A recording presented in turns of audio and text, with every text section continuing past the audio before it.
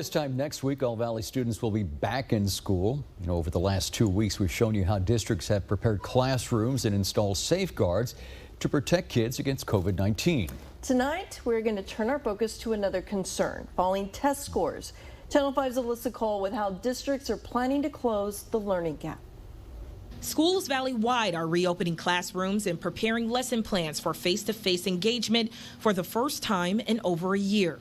Are you ready to make the transition from home back into the classroom? Ready to go. With virtual learning at home coming to an end, students like Sophia Ramirez are ready to use worksheets, books, and pencils at her desk again. We know what to do now.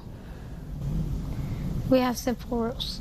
And the PSJA Carmen Elementary fourth grader hopes those simple rules can help her get up to speed in reading a subject that she admits isn't her strongest. The teacher would be on a different page, I would be on the beginning of the page. But Sophia is far from alone when it comes to falling behind in a core subject.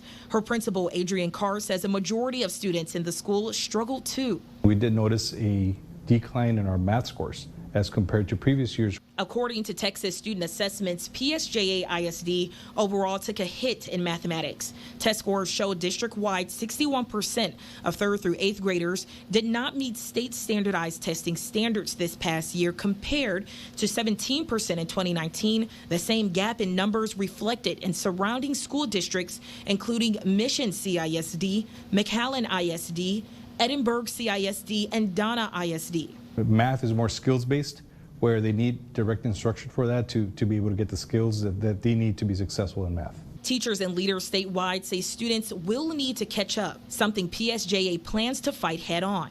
We're offering extended learning opportunities for students, both after school and on Saturdays.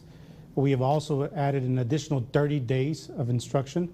Superintendents and district leaders valley-wide are jumping on board with plans to offer tutoring and additional instruction for students using funding from the American Rescue Plan after an unprecedented year of learning loss. Sometimes I do need a little help, but there's not that much time for help. Sophia says she's all in for after school and Saturday tutoring. Alyssa Cole, Channel 5 News.